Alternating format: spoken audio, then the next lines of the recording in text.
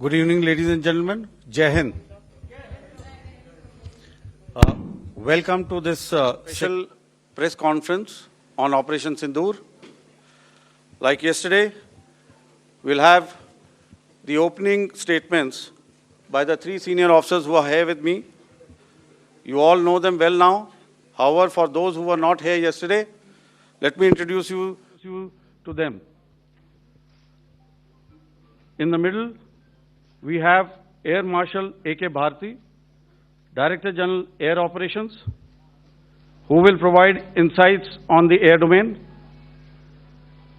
To his right is Lieutenant General Rajiv Ghai, Director General Military Operations.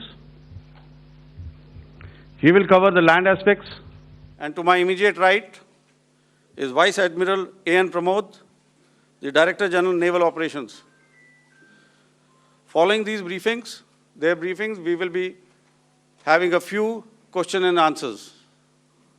May I now request the DG Air Operations to commence the proceedings.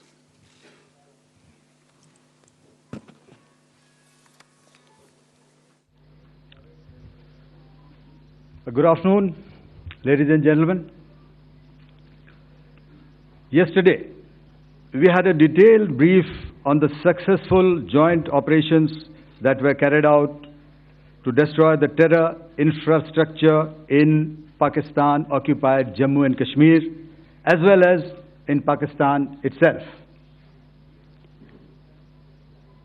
We also iterated that our fight was with terrorists and their support infrastructure and not with Pakistan military.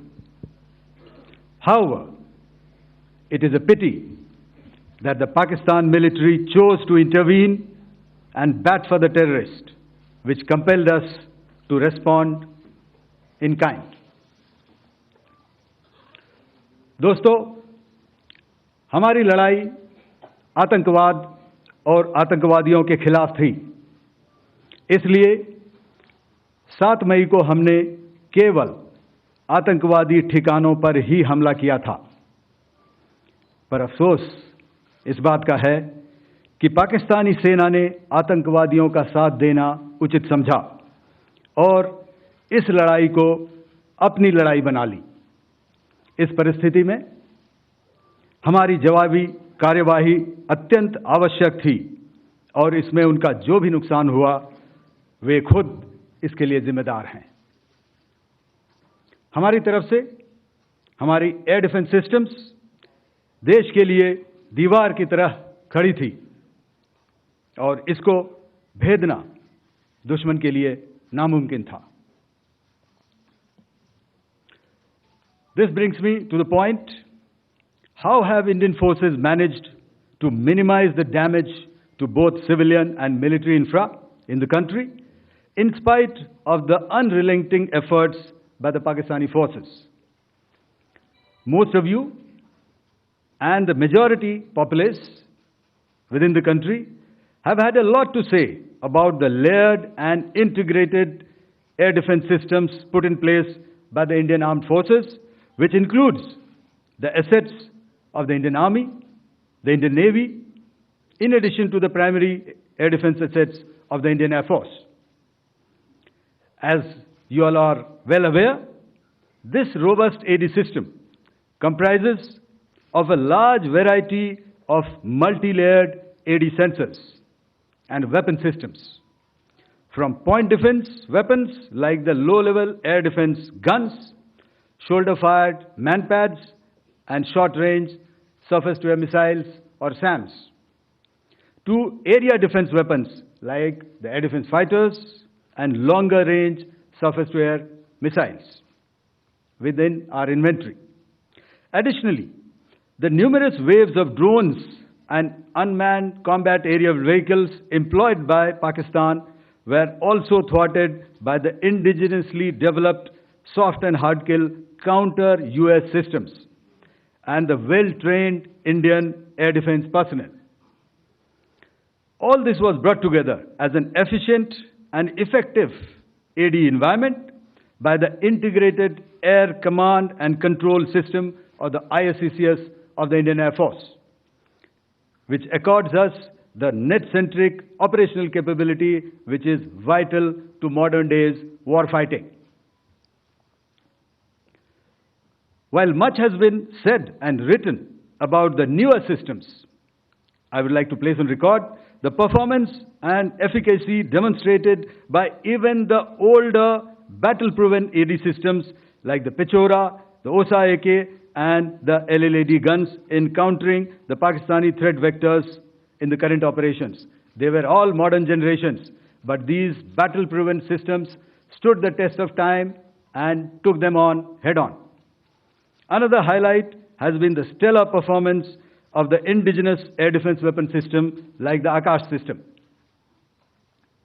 Here, ladies and gentlemen, I would like to mention that putting together and operationalization of this potent AD environment has been possible over the last decade due to unwavering budgetary and policy support provided by the Government of India in acquiring state-of-the-art equipment and weapon systems.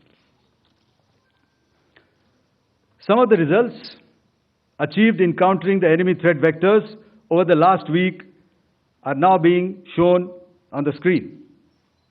Shown on the screen is the probable enemy PL-15 missile, which is of Chinese origin. This missile has missed its target, and you can see the pieces now which are available with us. Another weapon system or weapon which was found was the long-range rocket, the pieces of which you can now see on the screen. We have talked about the loiter munitions and the unmanned aerial systems, and here are some of the glimpses of those systems which we have brought down. To your right, with the right undercarriage or the wheel, you can see is the Yeeha system, which is of Chinese origin with Pakistan. You can see some quadcopters, and you can see one odd Sonka drone hanging by the wire. All these have been brought down by our trained crew and air defense systems. As far as our offensive actions are concerned, yesterday I had already shared some details about the targets engaged by the Indian Air Force. The composite picture of the Indian Air Force targeting so far is now shown on the screen. As you can see, we have targeted the length and breadth of the adversary. I'm sure most of you would have already seen the effect of these strikes on ground, courtesy the large number of videos and photographs being circulated in the media. A few representative examples from the open source are now being shown to you on the screen. In fact, two of them. This is the strike on the Noor Khan Air Base. And you can see the effect. I'm sure most of you have seen the video. I have also picked it up from your sources only. And this is the aftermath of our strike at Rahimyar Khan Air Base. You can see the massive crater that it has left on its runway. And you can see the pinpoint accuracy of our weapons.